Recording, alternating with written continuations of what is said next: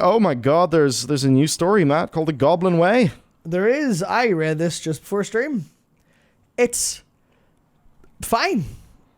I quite liked it. I quite liked how it was written, how it went down. GPT-4o, can you summarize this short story for me? Done. All right, the next segment.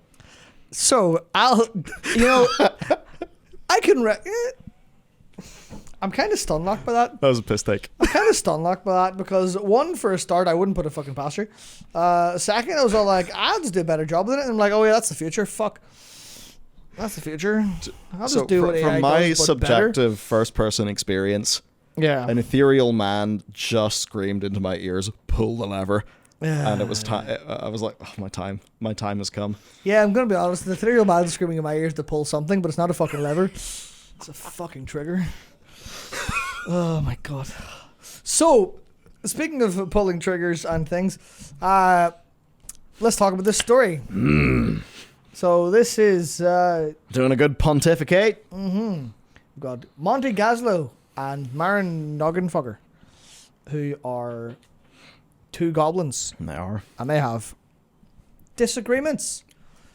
Monty Gaslow's like, boys, workers' rights, and Noggenfogger's like, what the Bro. fuck? What the fuck are those? What's happened to you? My profits, bro. And that's the story. That's it really summed up. It's essentially, you know, the way we're sitting with like the prospect of a goblin raid based on data mining and stuff like that. We have a union patch. Yeah, we'll have a patch. We have the union patch. Yeah. This was not written by Christy Golden. This was written by a fella named Andrew Robinson, who's a comics person and other things. I don't actually know him, but it was not Christy. She wrote the what's it called? The Anduin one, which I liked. I liked the Anduin one. It was very Christy Golden, but I quite liked it. I didn't like it for a while, and then it got good. I was like, oh fuck, actually, nice. I see what you're doing. So yes, classic Goblin story, and more or less right. This was just Monty or Gaslow was like, okay, let's change our culture to not be shitheads anymore, to not be profoundly profiteering, selfish, horrible nightmare people. And he eventually, convinces Noggenfogger of this through charisma and everyone going, oh yeah, actually makes sense. But it is very clearly a thing that goes, we're going to have some goblin drama. There's the venture, let's say the venture capitalism. That's what it is. The venture company. The venture company are, scuppered. And, Are they? we fought them everywhere we go. We beat the shit out of them. So then what's his name? The leader got exploded by Gallywix. So we're When did that happen? I don't know, but it's referenced in the book, so okay, it happened good. before Gallywix went as well. So without Gallywix, with Gaslow now in like the leadership position of the Steamwheel Cartel and in the leadership position of the Goblins in the Horde, he's going around going, right boys, do you want to do some workers' rights here?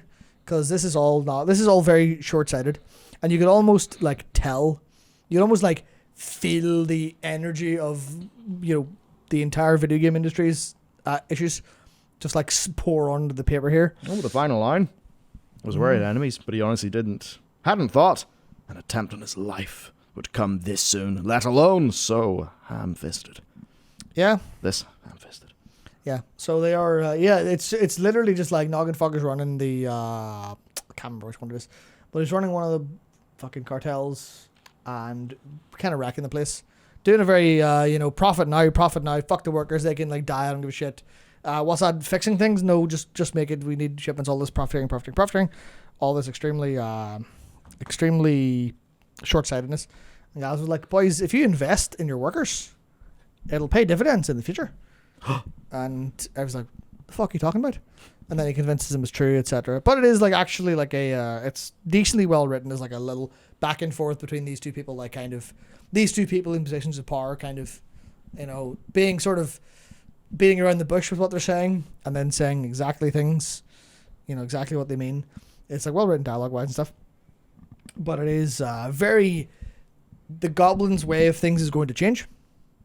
That's the entire thing they're setting up here. As to how that'll fit into a Goblin raid, if we have one, because we obviously in the data mining we've found an example of something called that.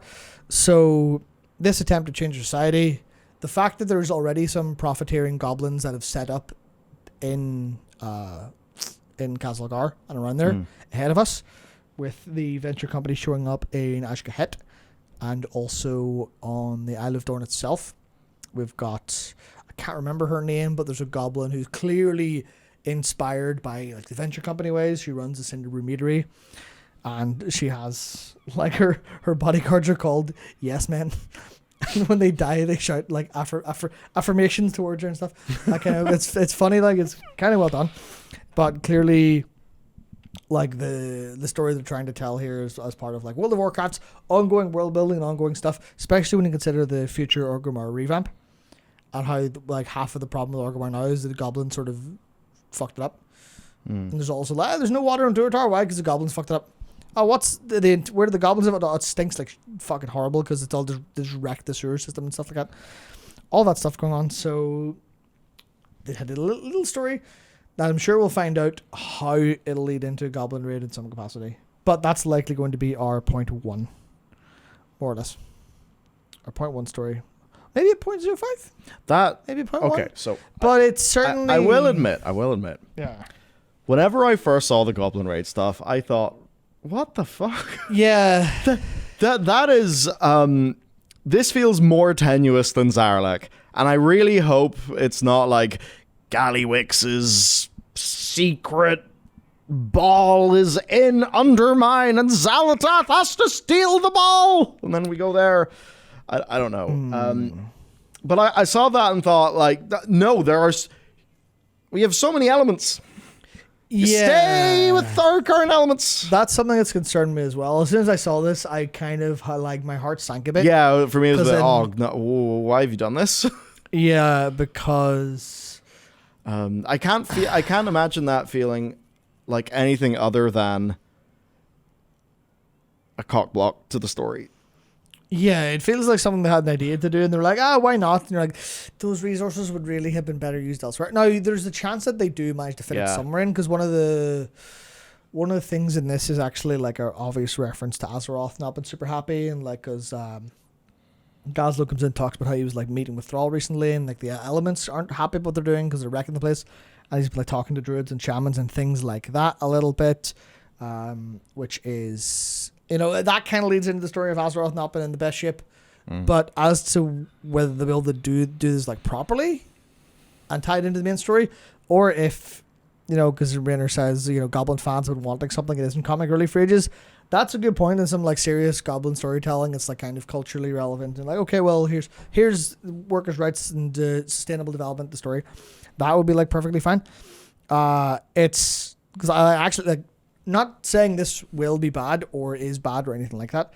It's literally just the same problem of, are we going to get this and then, a couple patches later turn and say, man, that whole story was really fucking undercooked. Where was all the stuff? Thinking about like, say, Star Trek Picard season 2. Oh no. Because I have to bring it to Star Trek. And at the time, everyone in America was talking about ICE and the border. Funny enough, I think they're still talking about the border. Really? But in Star Trek Picard, they're like, I know what we're going to do. A border episode. You're like, that's not... I get it. But... You're Star Trek. Yeah, that's what an idiot thinks Star Trek is. And it obviously can be touching in that stuff. It's more the way that it sort of contorted itself into that shape in a way where you had large chunks of an already really bad season of TV that were not reinforcing each other. And I guess I look at this and I think, like, Blizzard, your number one problem is you undercook your A-plot to a gargantuan fashion almost all of the time. Please.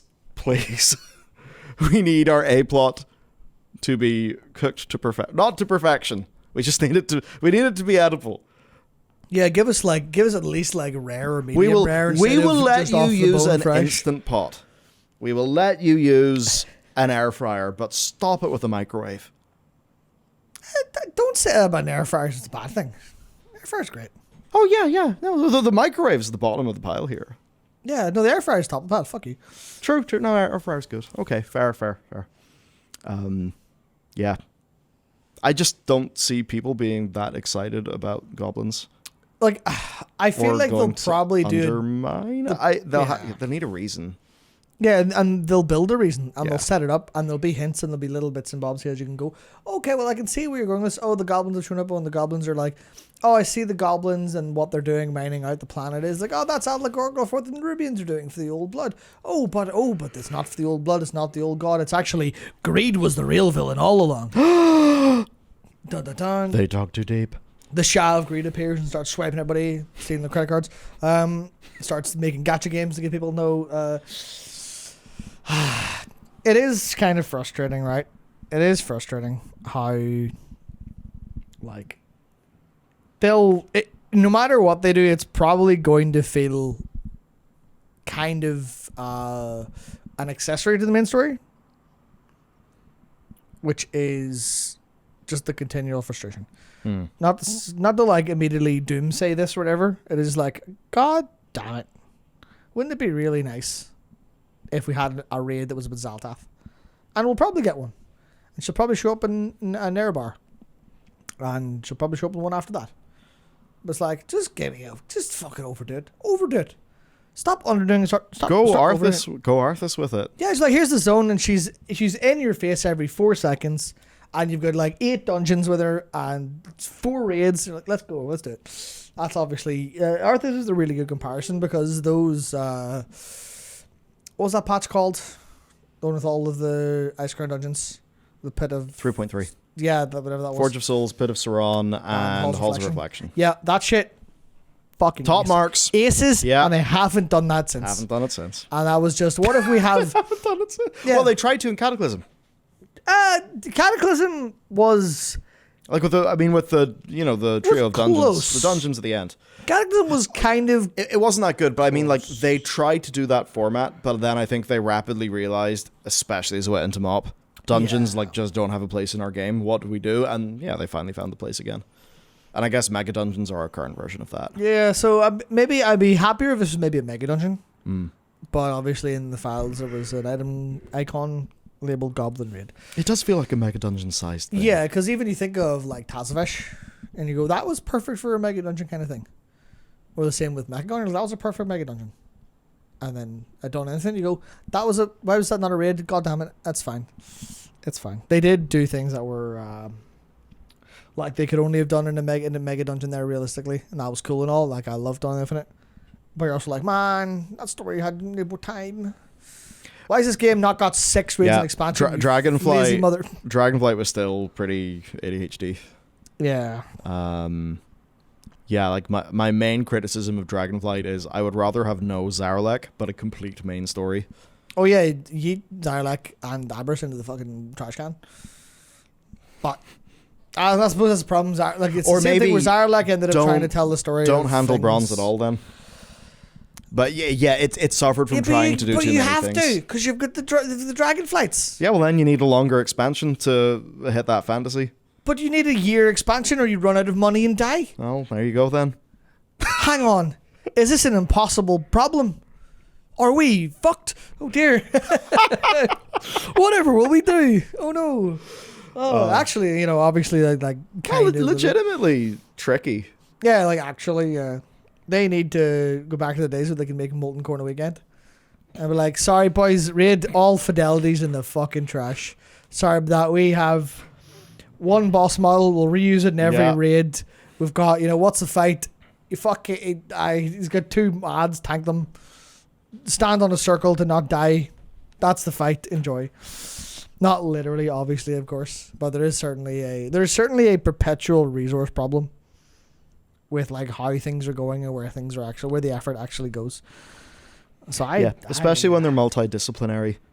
Yeah, because you can throw Molten Core together in a weekend or in a week, like as 3 people. If it's something large with quality standards. With multiple teams and producers, and like I think, it's like whenever people maybe they're like, why do the developers not do the very obvious thing?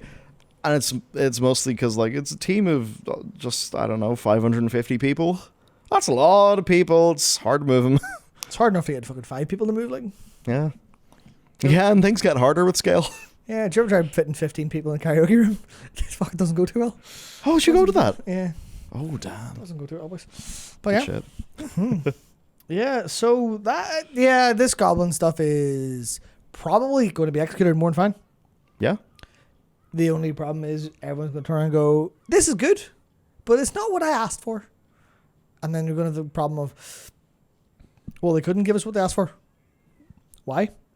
Because they don't have the flexibility to say, we'll have 4 raids that are all about our main expansion theme. They have to parallelize and do off stuff like that. And also, I'm sure someone internally is going, well, we can't have all of the raids be about the A plot because then people will get bored of the A plot. People will get bored. They want side content, little things to do, little side adventures. Do you not have other stories you wish to tell within it to kind of expand the future of the world? And you go, that all sounds really good. It does. And then you're left going, fuck. This game needs to be 3 times as big to be remotely satisfying on like a story front in a way that it could be. Yeah. Unfortunate. Yeah, it's done. I think it is just that goblins really... Okay, see the vibe trailer? The goblins don't feel like the vibe trailer.